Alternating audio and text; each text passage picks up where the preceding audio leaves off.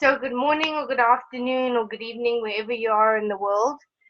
I would like to welcome the brilliantly talented, award-winning pianist, Emmy-nominated composer, star of PBS show, and so much more, Marina, sorry, Arsenijevic. So welcome, Marina. Hello, and I'm so happy that you invited me to your podcast. Thank you. So, Marina, I'd like to congratulate you on all your achievements. Can you share with us how your musical career and entrepreneurial journey started? Well, I became obsessed with the piano at the age of 4 Yes.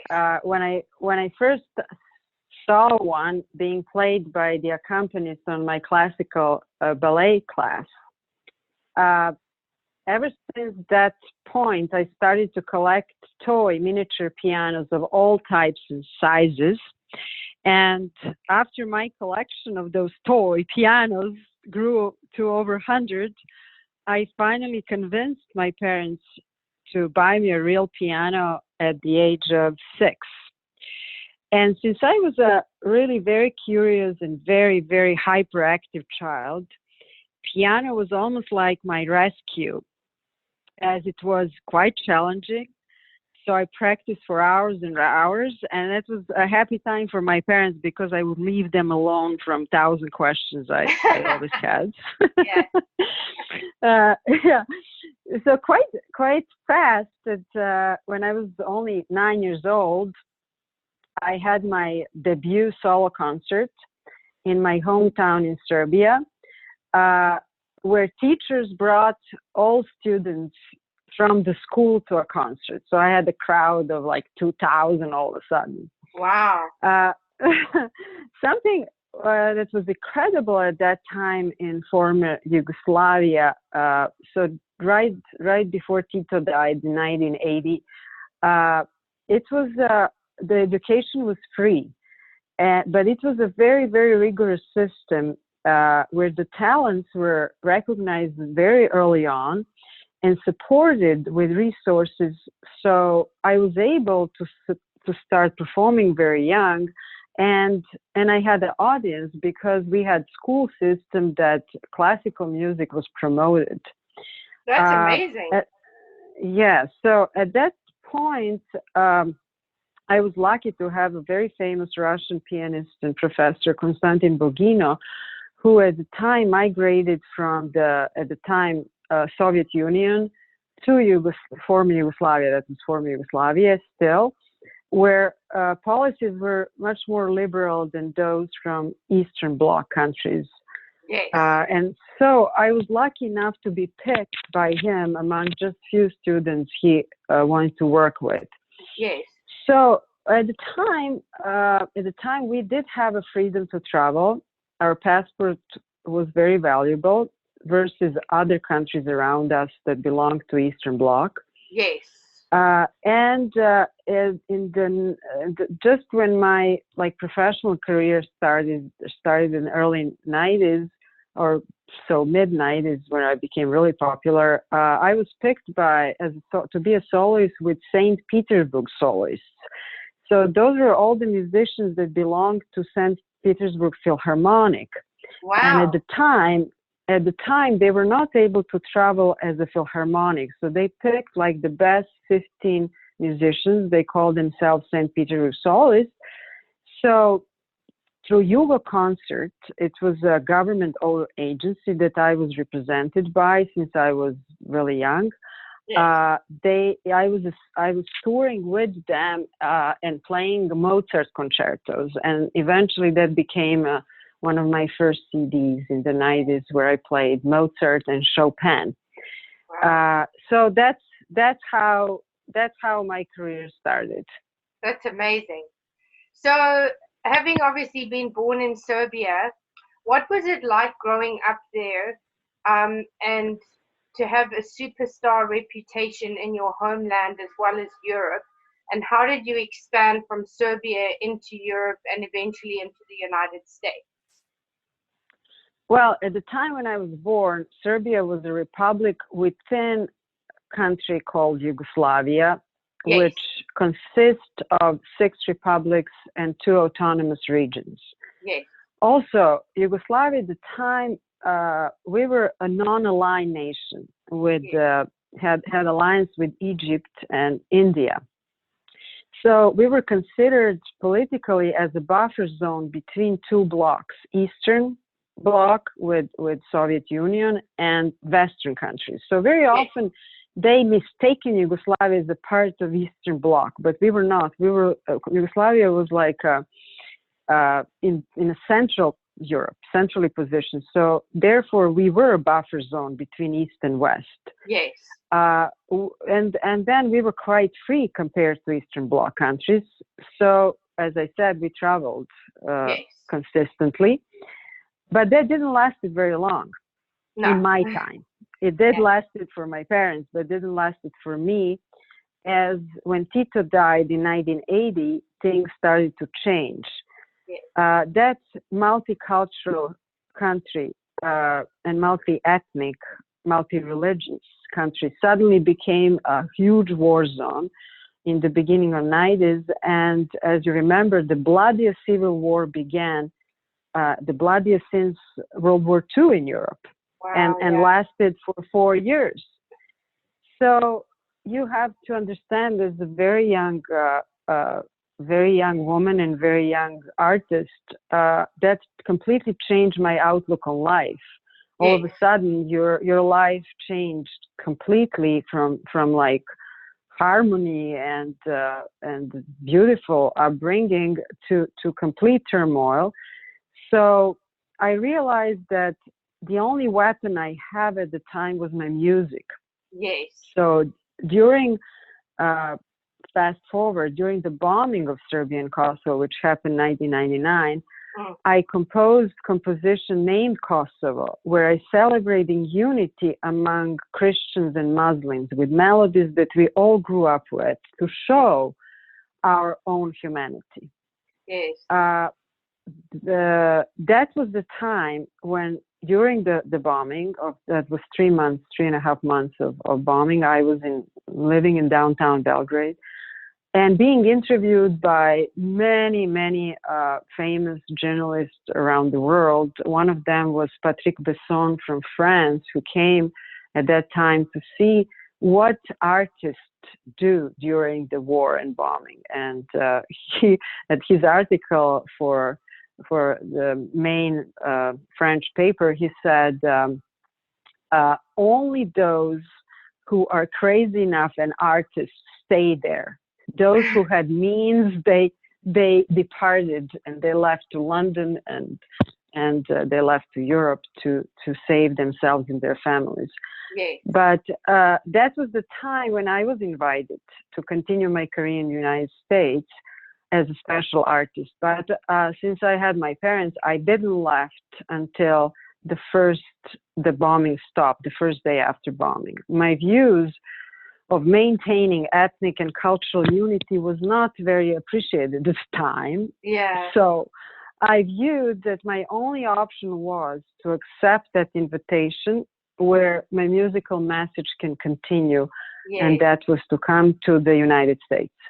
Wow, that's amazing. But only what's interesting, I was the only child too.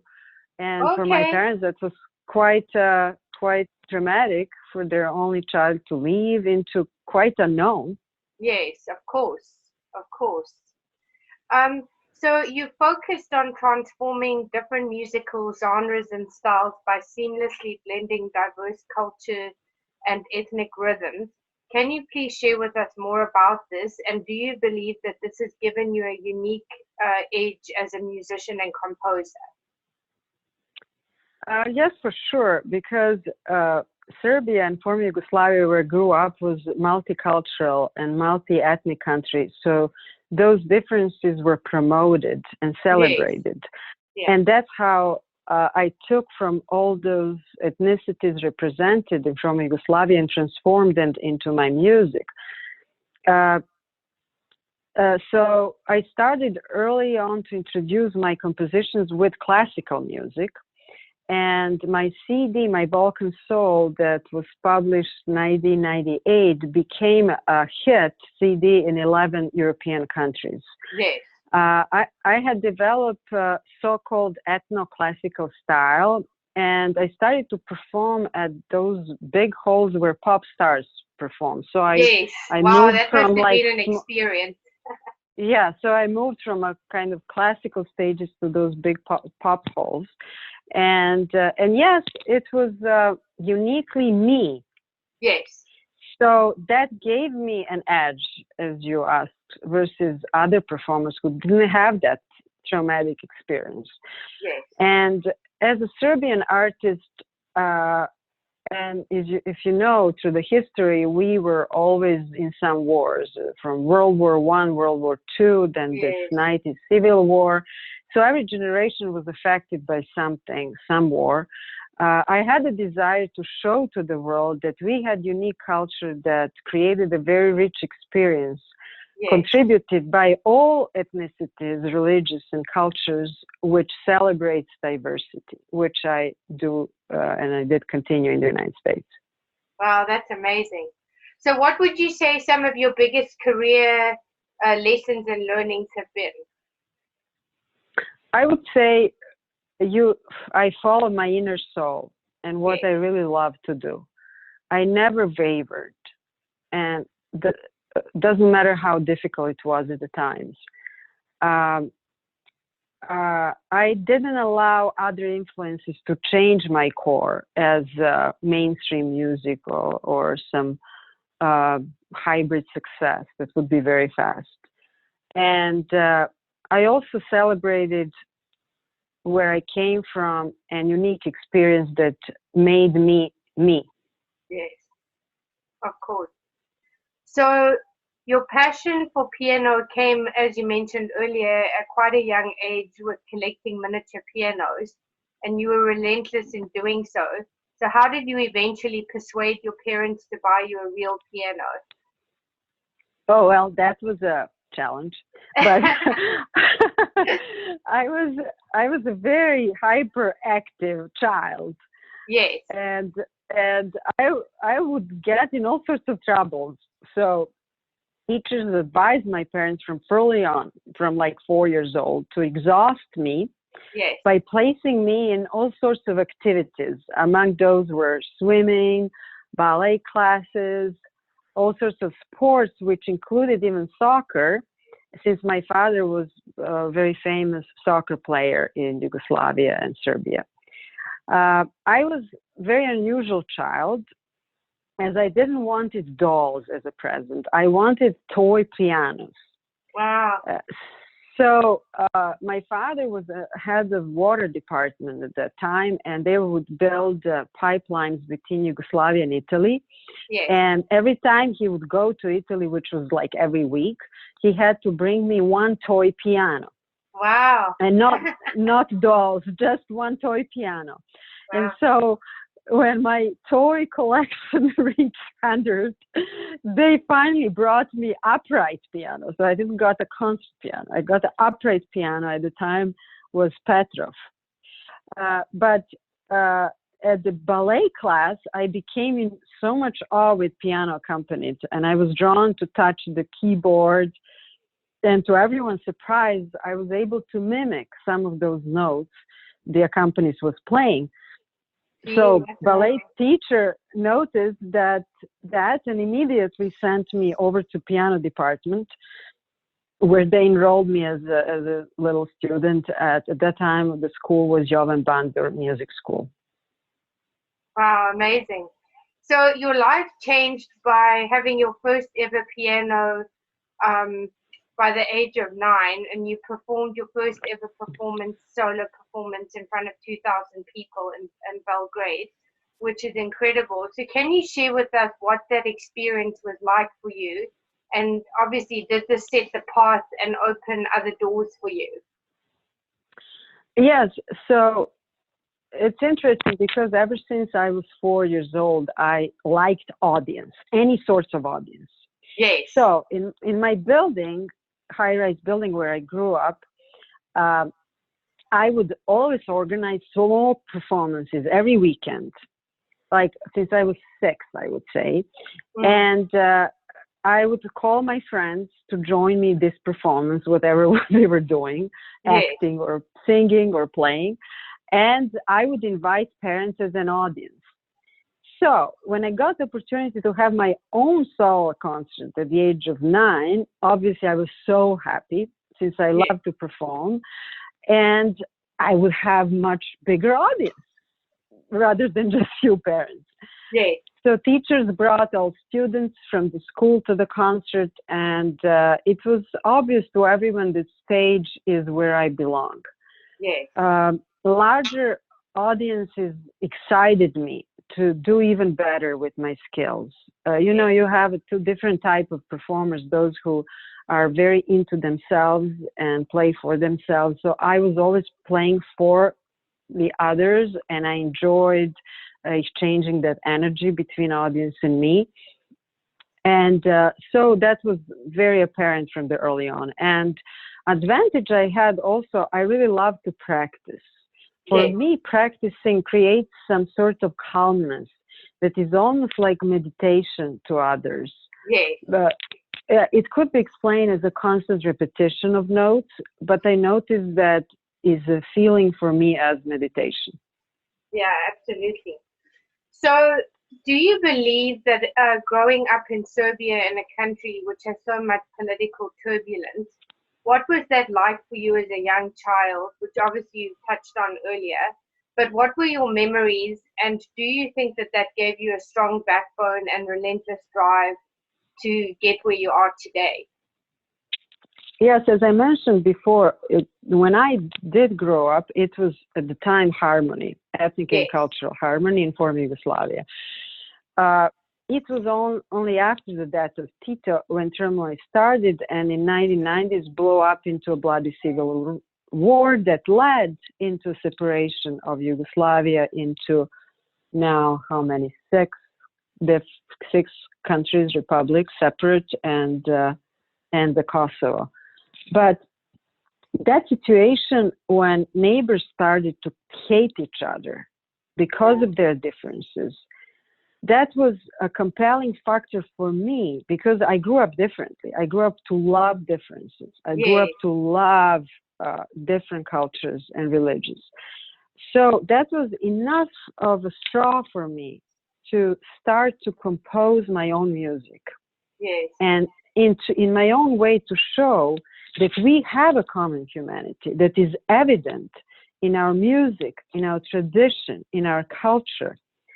We all sing and dance on the same songs, and they blend so seamlessly that is really a secret of my compositions. Yes, of course. So once arriving in the US, what was it like for you building a career in the US as an immigrant, and when was the turning point that changed the trajectory for you, that opened the door for you? You know, and was there a series of moments or events that did that for you, or was it one particular event or one particular point in time that changed your career? Yes, well, it was certainly a series of moments and events that created my U.S. career. But speaking of immigrants, you know that the United States is a country of immigrants. This is a melting pot.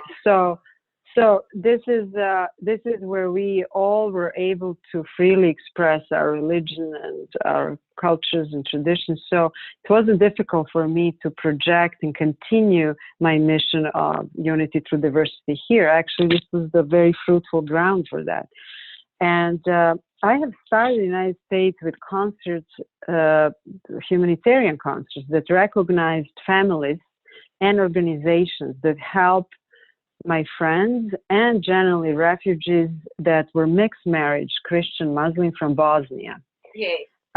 So I gave proceeds from these concerts to like Catholic charities that help refugees to find their new home.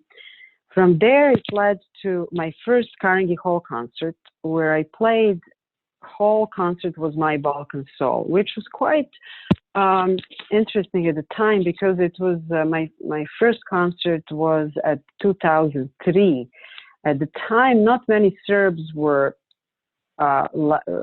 promoting that message outside Serbia and Central Europe. So that was kind of bold. But that boldness gave me an edge because the New York Sun at the time wrote entertaining Carnegie Hall with her Balkan soul out of Serbia. So that was fantastic to see that United States actually gave me that boost just for me being me. Yes, of course. Then after that, I started touring with Concert US and Canada. And I was very much involved in humanitarian causes, especially for children, organizations for children orphaned by wars. That led to my second sold-out Carnegie Hall concert. And after that, to my big first PBS, Public Broadcasting System television concert, where I was introduced to a very large audience through over 345 TV stations throughout the United States. I don't know what is that comparing like UK, but I would say this is the only television that promotes full concerts as it was for Pavarotti, as it was for Three Tenors, as it was for Bocelli, Josh Groban, Sarah Brightman. So I was really so honored and excited when I got this opportunity. Amazing. That's phenomenal. So what were some of your biggest career highlights, or have there been a few?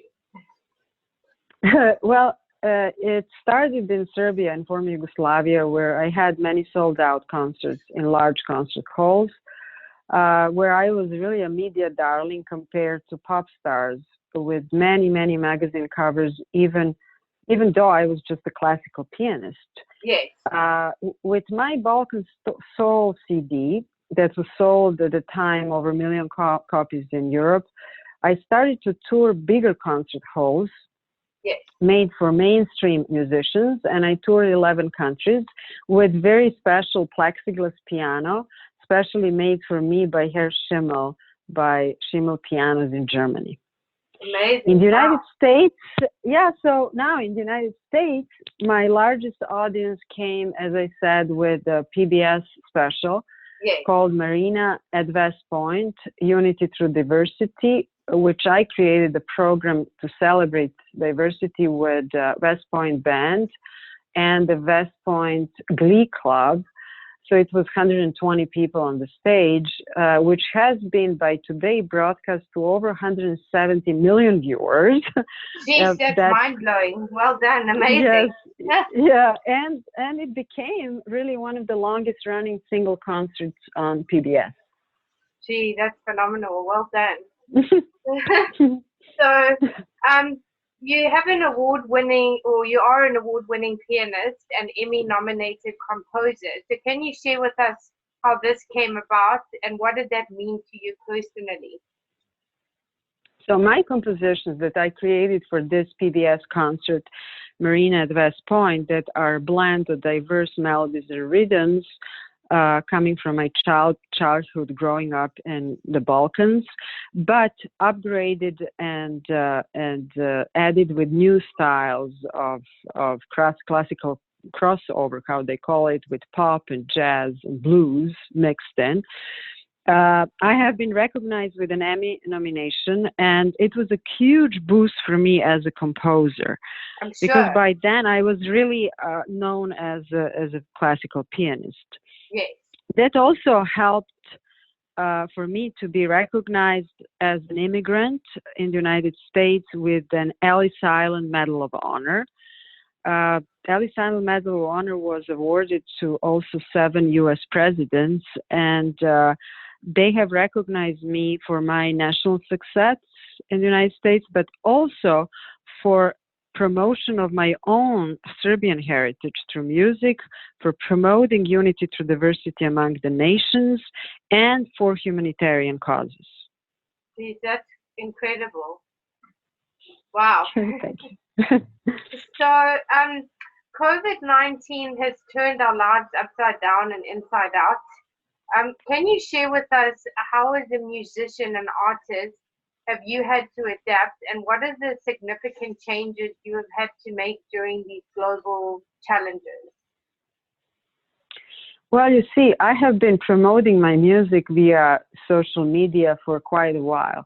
Yes. So when COVID-19 started and the concerts were canceled March 13th, it caught me in Florida during my concert tour, and I came back to my home. I live in Manhattan, and I have a home in Michigan.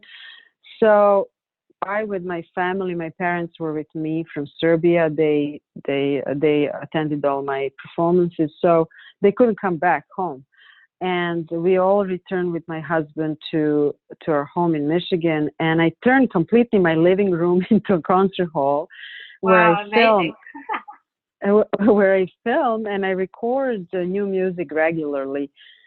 So it's been an opportunity to, I believe, to concentrate more rather than Yes. just travel on further developing new styles, new compositions, and getting them onto the public via all the media available, Instagram, Facebook, YouTube, and streaming music on Spotify. Yes. Plus, I have started to convert my composition Tesla Journey that I did first time 2013 Yes. at the site of latest Tesla laboratory that was now converting into a Tesla Science Center in Shoreham, New York. I have promoted composition first time there live, and then I changed and then added like form of a Rhapsody in Blue with piano and orchestra. But now at this time during the COVID, I started to convert this Tesla Journey into an opera. So it has That's been wonderful. really, yeah. So you will hear about that. It's a longer process, right, than Yes, just of piano course. composition. And I have to involve many more people, but it has been really a very creative period for me. And I think the fact that I have been in civil turmoil, living through that I had to pack up 2 suitcases and cross over the Atlantic and start a new life here. Yes. That fact really helped me when this new turmoil started now in the world. Yes. To just understand that if we all focused on what we know the best, the world will be very good. Absolutely. Absolutely. So you've achieved so much in your career and been blessed to have performed with every major orchestra in Eastern and Central Europe. What was that like for you? And were there other global opportunities that came from that experience? Yes, I would say that every concert I had in my career, either it was in Europe and now in the United States, it led to the new openings. Yes. You have to recognize those openings and led to new opportunities. When I say new opportunities, you always have to be ready to jump in. You cannot be kind of wishy-washy. You just have to be ready to jump into new opportunities and promote what you want to do. Yes. And with today, world is flat because of all this internet. So you can be in every corner of the globe, as 100%. you said, yes, and I'm sure that's how you learn about me. Yes. Well, I've been following you actually for many years, as you know. So, yeah. So yes, it's been amazing to watch your journey. So thank you very much. So yes, at every of those concerts, music is a great uniter. Using music as a universal language, if you know how to project that language, can really bring people together. Yes. And can create peace. And I just wish that people listen to music more. Absolutely. It's the one thing that breaks down religious, racial, all kinds of barriers and brings people together. Absolutely, absolutely. So leadership is a major point of discussion, or lack of leadership. What would you say is different about your leadership style, especially working with a team or orchestra? And what do you believe can be done better from a global perspective to improve the current narrative? Well, I always believe that leaders are those who have big ideas. Yes. They have a passion. They have big goals. And you have to bring people together to achieve them. Yes. That's what I always thought, that's why people follow my dreams and goals and passion. People also love to follow through passion, dedication, and they love to follow people who work very hard constantly, day after day. There is nothing can stop you. And I always say when the COVID started, I said, music doesn't stop. So I learned during the turmoil in Serbia and former Yugoslavia that the only way to resolve the issues is that the strong must always demonstrate that they will always protect the weak. Yes. And I even created a composition called Fight, but not fight just for fighting, fight to protect the weak. Yes. So that's what I think is aim at this time from global perspective to improve the current narrative, that strong must always remember that they have to protect the weak. Yeah, absolutely. So media and publicity has also been a big part of your career. How important has publicity been for you? And has this helped you and contributed to opening other career opportunities for yourself? Yes, absolutely. Media has been a crucial part of my career, and it started in the mid-90s in Serbia, former Yugoslavia, when I was even hosted New Year's Eve on national TV. Yes.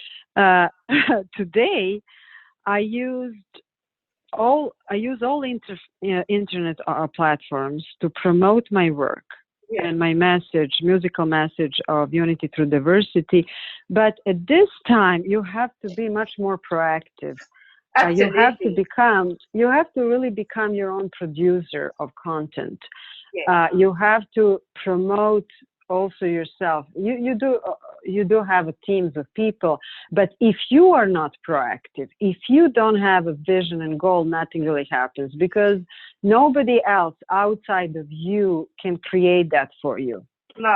And I believe that many musicians are used to be led by agents and managers and big agencies, so on and so forth. And when this unusual time comes, they're lost. Yeah. So, and also you become a number as well in the multitude of people when you're represented by too many, by one person. Absolutely. So you really have to know who you are, and you have to constantly have a vision and create by yourself, and then others will join. Yes, absolutely. And that's what America changed in me, I must say. Of course. I realized here that I have to be proactive. I have to become a leader. I have to create my own teams. Nobody else will create for me. So that's a major difference, I would say, between me living in, at that time, communist Yugoslavia and Serbia, and my change into United States, that I had to create my own teams.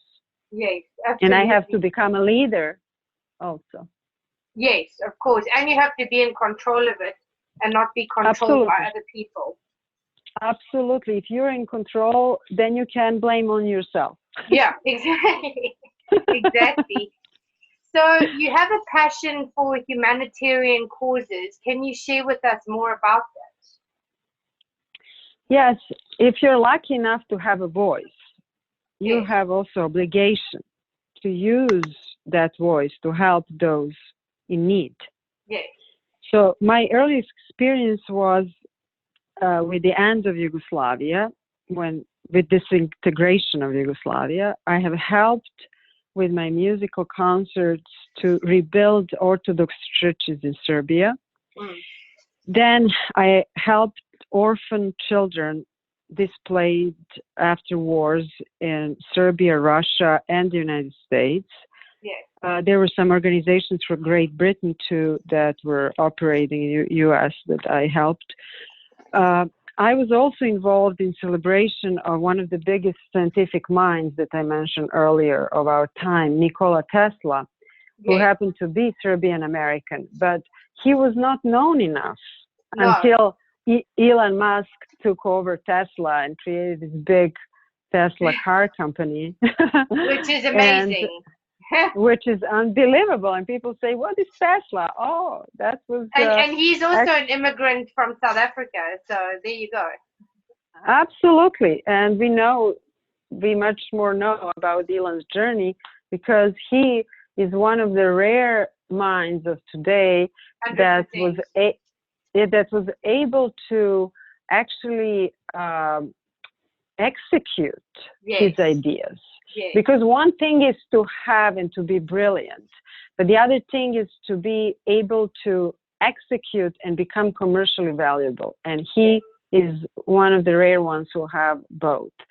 And now we even have a company, Nikola, named by Nikola, which is the truck company in the United States. So, it's interesting how life creates and through music open up so many new avenues that you can be involved in.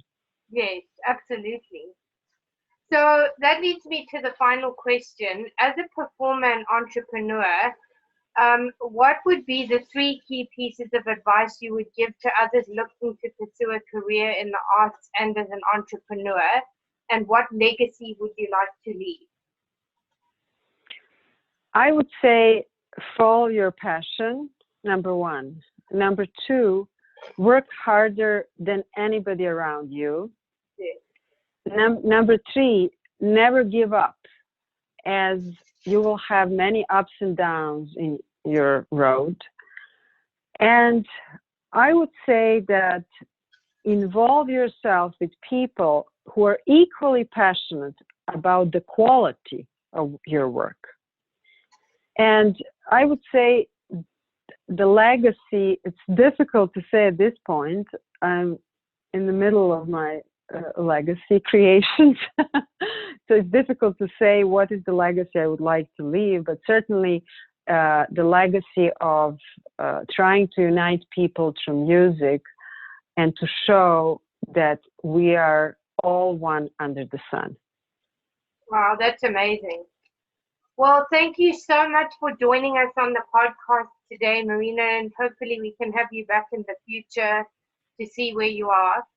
So if people want to get in contact or follow you, what are the best platforms to do so? I would say, so I have my basic website, which is marinainamerica.com. I am very active on Instagram, as you know, since you contacted me through Instagram. And it's the same hashtag Marina in America, since my last name is difficult to spell and pronounce. I have also my artist page on Facebook, the same, Marina. I believe that Facebook is just Marina with my last name, Arsenijevic. And I have a YouTube channel that is Marina at West Point. And so that would be it. And then I have a music that is streamed on Spotify. Amazing. Well, we will definitely be following, and hopefully you can come back in the future. Well, thank you very much for finding me. And I understand that you're finding talents all over the world. And we will get back maybe in person. Yes. Well, I do come to New York often. So when we don't have this situation that we're currently in, I come to New York quite often. So it would be great to connect. Yes. Until that time, cheers and thanks again for finding me. Thank you.